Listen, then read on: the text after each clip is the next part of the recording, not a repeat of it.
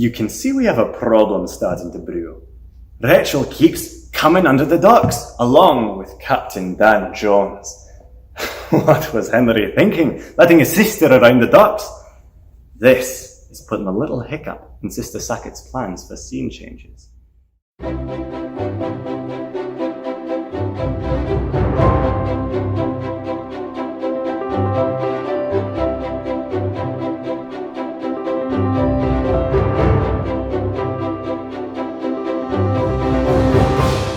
Well, around this time, Sister Adams became aware of my shenanigans behind the docks. I told her about the rope and gotten her permission to take it with me because she was there and I couldn't get it otherwise. And she had all kinds of ideas for what we would do next. Of course, the next logical thing to do was for Captain Jones to bring a child on stage. So she grabbed one of the burlap sacks that we use in the show, tidied it up, and took one of the quilts that we use, and very quickly and adeptly made a child that Captain Jones could take with him under the docks. I wasn't sure exactly if it would work or, how well the message would play.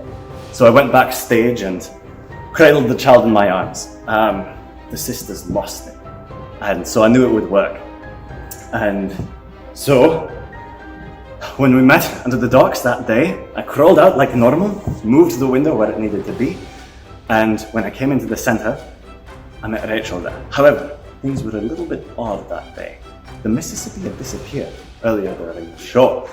Just before Little by Little, Log by Log, I'd given my monologue, Henry had come out, I'd bid him good day, and I heard a whirring sound behind me. And during the show I looked back and the Mississippi was gone.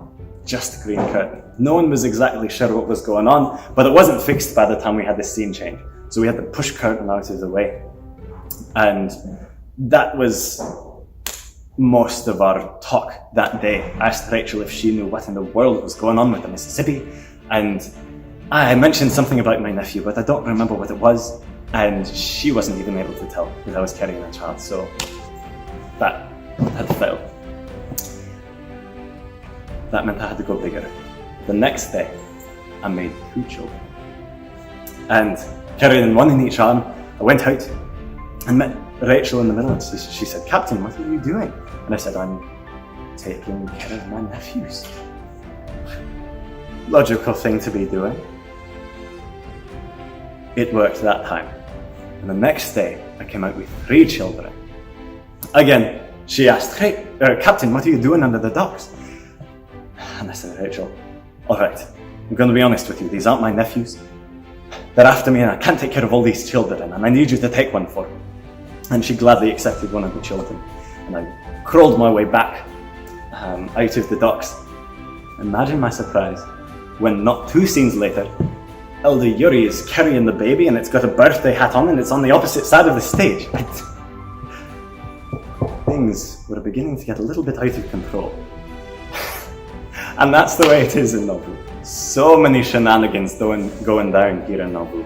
You see, what Captain Jones started right here on the banks of the Mississippi has found root and taken hold. Thank you for joining the adventures of Captain Dan Jones today.